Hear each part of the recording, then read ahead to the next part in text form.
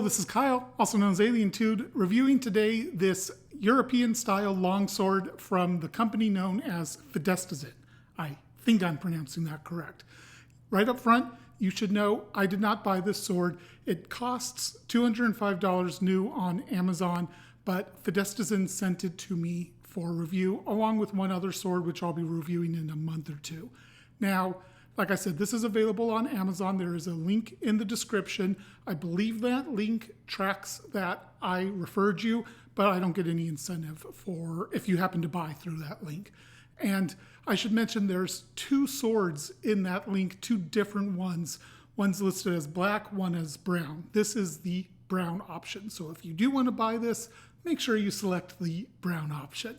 So the name of the sword in that listing is ridiculously long. I'm not going to try to repeat it off. But in my opinion, what I call this sword, when I refer to it to myself internally, I call this the Fidestisan Strider Sword. And I do that because it reminds me of the Strider Sword from Lord of the Rings, especially this crossguard, which is frankly quite iconic to the Strider Sword. So with that crossguard, that's what I decided to call this. And it's probably, if I refer to it as a sword throughout, by name in this video, I will probably refer to it as the Strider Sword. So this sword is listed as a modern European longsword, and it doesn't really conform to any historical types. It is probably closest to an oakshot type 12A with a relatively broad blade, a long fuller, and some distal or profile taper, but not a ton. But the cross section here is diamond, which is not accurate to a 12A. It could be considered something of a 16A, but the fuller is a bit too long. It should have a hexagonal cross section, and I would say the tip is probably not quite acute enough for a 16A. And both of those types, this hilt is not historical either, especially this pommel would not be seen on either a 12A or a 16A. Really, the sense stopper style pommel was a later development than those types of swords were really used in much. So all that's to be said, this is not really a historical sword, but at the same time, it doesn't scream fantasy. If you just take a quick look, it's like, yeah, that looks historically plausible. It looks decent. To me, though, as soon as I see this crossguard, that does make me think Strider Sword from Lord of the Rings.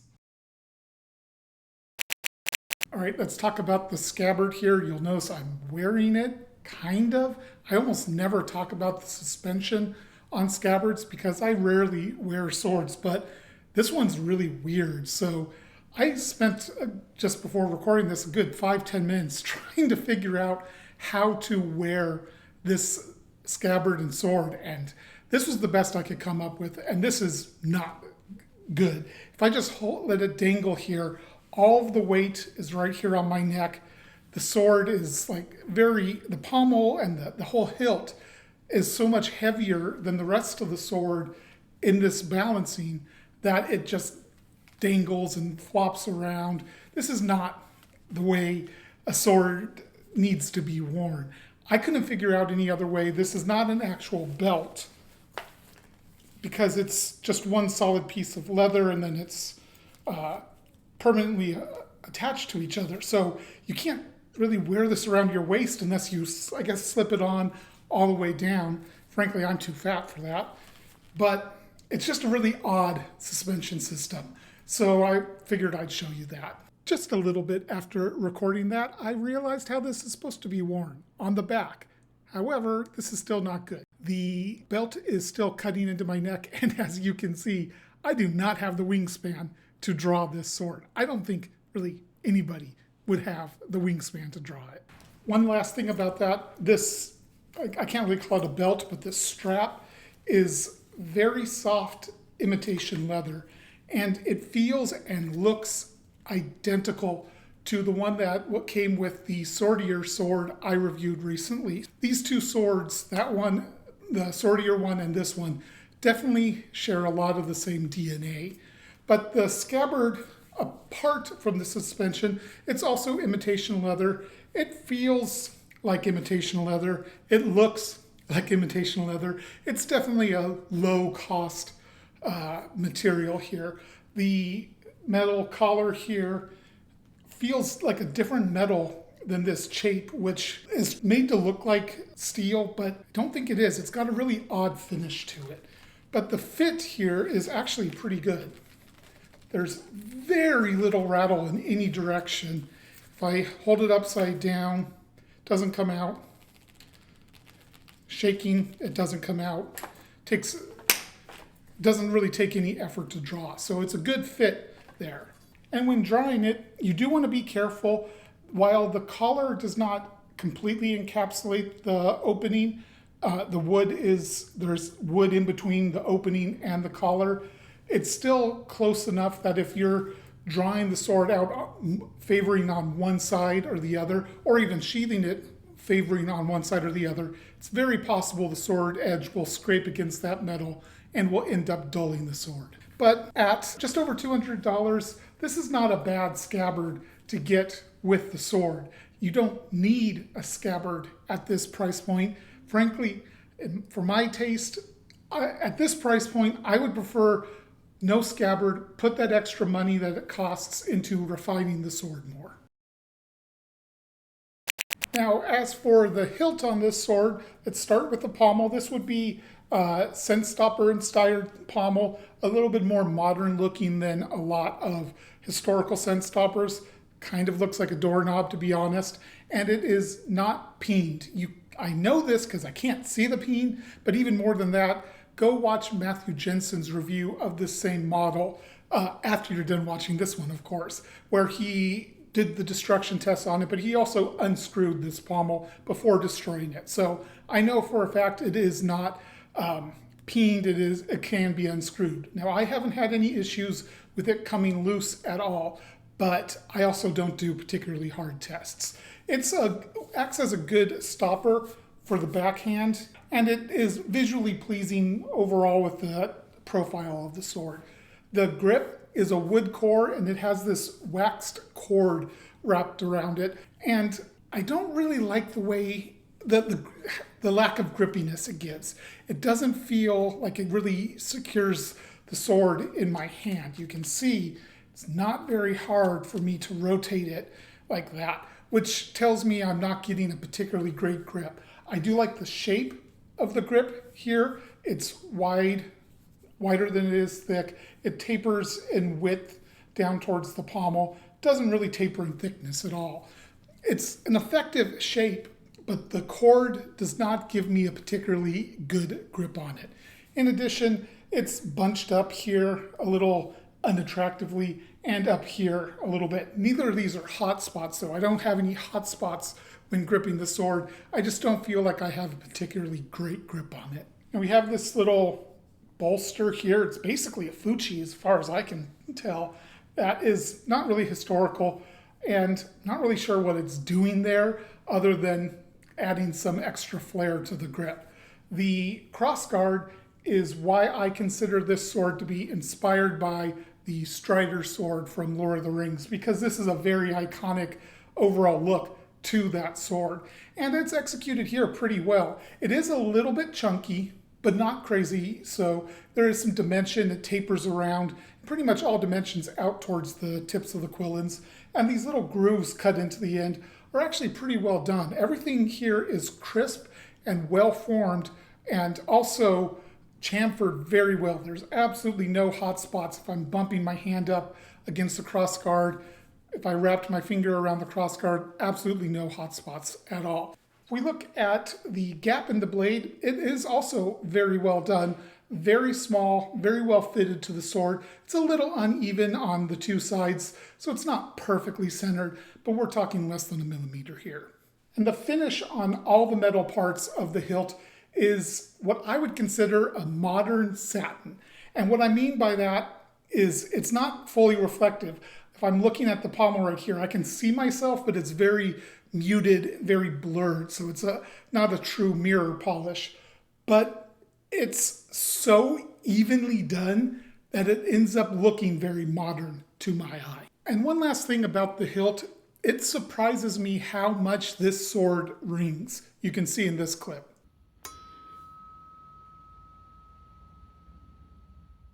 that not only is a very loud ring, it's a sustained ring. Usually that means very solid hilt construction, which is a little surprising to me because of the fact that the pommel is threaded on and not peened. And now it's time to talk about the business end, the blade. As always, here's my measurements. So, as you can see, this sword features very minimal distal taper, really only tapering in the first 2/3 because of the fuller. And then right after the fuller, it thickens back out to pretty much the same thickness as the base. So that's only like a 1 millimeter difference there from what I'm remembering. So not a lot of distal taper. It does, after the fuller, start tapering down towards the tip, but that's too little too late. This sword needs to go on a diet, much like me. So it ends up making the entire sword rather heavy at 3 pounds, 13 ounces. We'll get into how that affects how the sword handles during the handling section in a few minutes. The overall look of the sword is pretty well done. If we look down the lengths of it, you can see some rippling in there, but it's not egregious rippling. The beveling is nice. It goes from either the edge of the fuller or from the central ridge to the edge in one smooth bevel with no secondary bevel or micro bevel on there really. And the edge is a little bit toothy, could be sharper. We'll get into that in a little bit. The finish on here, I would say, is a bright satin or dull mirror. It's close to mirror, but it's not quite there. If I look at it and I can see my face in it, but it's a fuzzy face, so it's not a full mirror. But it's also one of the most scratch-prone swords I have ever used. Just after one cutting session, there were scratches all over, very visible, right where I was cutting, especially right in this section, because this is where I was targeting the cutting, scratches all over the place. Doesn't really bother me personally, but some people that will bother. So if you want to keep this sword pristine, you're not going to want to cut with it. And what I cut with it was my normal water bottle targets. That's really it. So I didn't even use anything that really is prone to damaging the finish. Like pool noodles will scuff the hell out of the finish. Tatami will stain the finish very, very easily. Water bottles will sometimes scratch the blade, and here it did a lot of very minor scratches. And a couple other things to note. Up towards this part of the blade, the grease that the sword came in kind of stained the blade a little bit. I don't know if you'll be able to see it in video. It's very minor and I only noticed it in the right light, but there is a little bit of staining up here. And then there's also the Fidestisan name etched or stamped in there, however it's put in there. It's on the blade, and I know some people will dislike that because that's a very modern look. But again, this is sold as a modern sword, so you kind of have to expect some modern things about it. And as always, to put the sharpness of this sword into context with the other swords I review, I'm going to try it on some paper.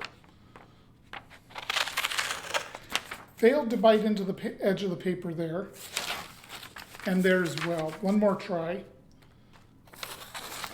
Yeah, it's just not biting into the edge of the paper. Let's try if I insert it and then draw it through. So you can see there, it didn't really cut the paper. It tore, it started and stopped, and then eventually stopped. So that edge is not paper cutting sharp.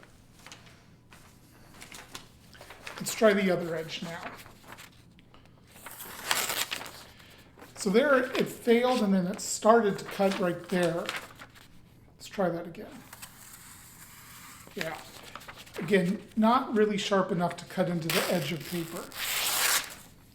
So that one up here in the cutting portion did manage to slice the paper better than the other edge, although it did stop after a little bit. I'm going to try to get it, test it right at the percussion node where you want to cut the most. So right at the percussion node, it was sharp enough to slice the paper after I started the cut. But very shortly after, it started failing and just stopped there. So it is just barely sharp enough right here. And then once you get down here, it's a little bit less sharp. So all that's to say that this edge, while I certainly wouldn't want to run my fingers along it, touching it like this, seeing how it did against the paper, it's sharp enough to do backyard cutting, but it's not going to do any favors to you. You're going to have to be on point with your technique. And again, feeling like this, I can feel it's an inconsistent edge. There's definitely parts that are sharper than others. So cutting with this sword, like I said, I just cut my normal water bottle targets. Some of them just the standard, simple, very light water bottles, but also some left over from normal use. And what I can say is this sword, while it's not sharp enough to do me any favors in the cutting, like I just mentioned, it is sharp enough for a backyard cutter. And it's not particularly fast. This is not a sword that I want to go out there and do multiple cuts, like a double cut on, or try to do like a whole bunch of cuts in a row. It's just not particularly fast. Again, I'll talk about that during handling, but it's sufficient to do single cuts. And while it is thick up in the sweet spot, honestly, too thick for my taste, that doesn't impair its ability to cut the type of targets I was cutting, the water bottle targets. If it was thinner, it would probably do a little bit better. If it was sharper, it would do a lot better. But it's neither of those. So what I can say is it can cut targets decently. I was able to get some good cuts, nothing particularly great, but some good cuts. And it is, being so thick, it's going to be probably a pretty durable sword. It has very little flex in it, so it's not going to throw off your edge alignment when you're cutting with it. So it's an effective backyard cutter. I don't find it particularly fun to cut with because it is a heavy sword and it's not really sharp enough to make it a really fun cutter, at least in my hands. But that's just my opinion on how it does. And it's still, even with those kind of, I won't even say negatives, just those thoughts on it, it still is effective, just not particularly to my taste. All right, handling. So this sword is balanced at about 4.5 inches, which is a pretty decent place for a balanced cut and thrust sword. And I talked about the distal taper and lack thereof in the blade section, and it really comes through in the handling. This is a hefty sword, getting close to 4 pounds, which is, for this profile, for this blade length, for just the overall shape of the sword, that's a lot of weight. You would expect something like this to be, more like in the 3 pounds, 3.25 pounds, somewhere around there. This has a lot of extra weight because there is so minimal distal taper. So the blade has a lot of weight to it. And while it's balanced pretty decently, that means that the hilt is going to have a lot of weight to it. And it achieves that by having a slightly chunky crossguard. This metal bolster adds some weight, not insignificant pommel, and probably a decent sized tang. All that adds to the overall weight of the hilt and the overall weight of the sword, and it feels it. You pick this up, this immediately says, this is not a nimble and fast sword. It is an authoritative sword. It has a lot of blade presence. Despite being balanced relatively in a good spot, it does not move quick at all. I can move it and swing it, but it doesn't stop easily. It doesn't redirect easily.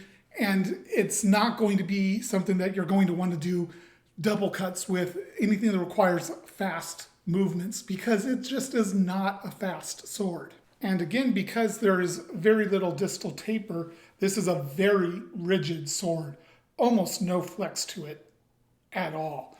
And if we look at the percussion nodes, there you can see there's very little weight or vibrations there. And the center of percussion on the blade is right around there, pretty good spot, right near the end of the fuller. But in the hilt, it's a little bit off. It's more like right in the crossguard, whereas you really want it where your hand is gripping.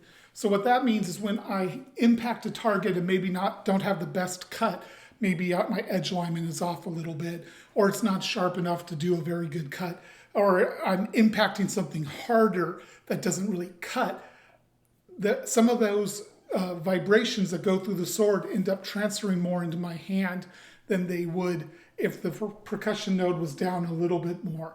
Now, at $200, you have to accept compromises here, obviously. You're not going to get a finely tuned sword at that price point, but you can get a sword that is a little bit more attuned than this one. Now, that's not to say this is bad.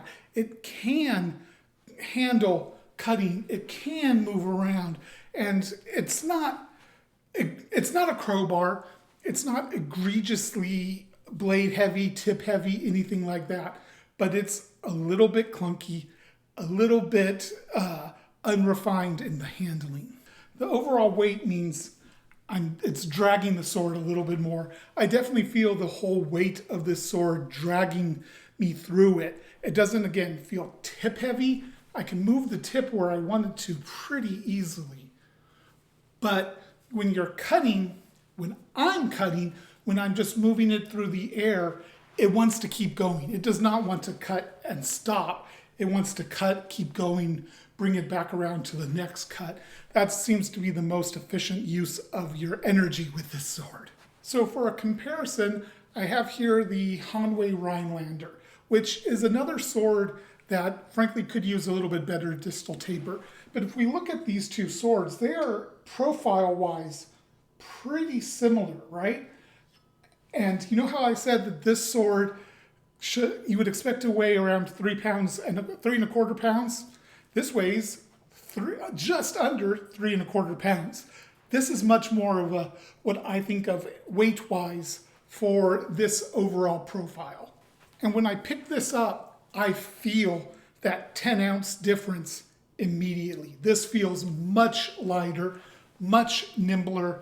And like I said, this sword could use to lose some distal, or to lose some weight also. It could use better distal taper than it has.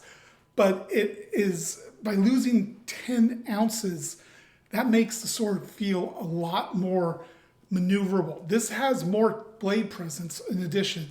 Because there's the weight of the sword out towards the tip, there's a little bit more tip weight to this sword.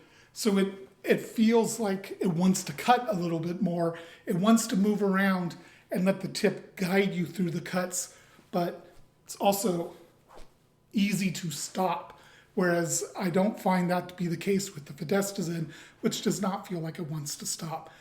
So in terms of pure handling, I definitely do prefer the Rhinelander, and it is in roughly the same price point. So what are some things that could be done to make this a better sword without raising the price on it? The first thing I would do is nix the scabbard and use that cost, whatever that costs, to refine the blade, especially in the distal taper. Get this so it thins out much quicker than it does and is overall a better blend of weight from like 6.5 millimeters, 4 millimeters, 3 millimeters to just super quick ideas there. But this could certainly be refined to make it a livelier sword while maintaining rigidity and just the overall look and feel of what this type of sword is going for. Second thing, peen the pommel. I don't like that this is a threaded pommel. It is less secure in the long run, especially against hard targets. Lastly, I would really prefer a different material for the grip. Leather wrap is a lot better than this waxed cord, in my opinion. I don't feel like I have a particularly great grip on this sword. So bottom line, this sword retails for $205 if you go to Amazon. Is it worth that price? Well, for me, probably not, but hang with me here for a minute. This might change your opinion. It might confirm your opinion. For me, no, because I think there are other swords in this general price range that end up handling better. You saw me doing the comparison to the Rhinelander, which I think handles better. And it's pretty similar in cost to this one. I think it's around $250 somewhere around there. So a little bit more expensive, but not a large amount different. But I may not be the right target for this sword. This is a good sword for people who are going to take the sword and they want something that has a slightly fantasy look, maybe something that evokes Lord of the Rings and Strider, but still maintains a good look for a European longsword that has a scabbard, a fully functional scabbard. And for those people who may not use it that much or who don't mind having a sword that weighs close to 4 pounds, which is not outside the historical record, I should mention. But for me, I don't like the way the sword feels in the hand. It's a little clunky. It's not a crowbar. It's not swinging a bar of steel around that has absolutely no handling characteristics at all. It does feel like a sword. It just feels like a not particularly elegant sword. And I like my swords to have a little bit more elegance in the way they handle. So for me, it's not really worth the price. But if you happen to really like the look, $200 or so is your budget limit, and you want a sword that seems fun and has a touch of fantasy to it, but while remaining at least somewhat historically plausible, this is not a bad option. It just certainly wouldn't be my first option. And that's going to wrap up this review. I want to give a huge thank you to Fidestisan for sending me this sword to review. For everybody else, make sure you hit the like button, comment, subscribe if you haven't. Do all those things because YouTube wants you to do it, and it will help the channel continue to grow. Until next time, Alien Tude out.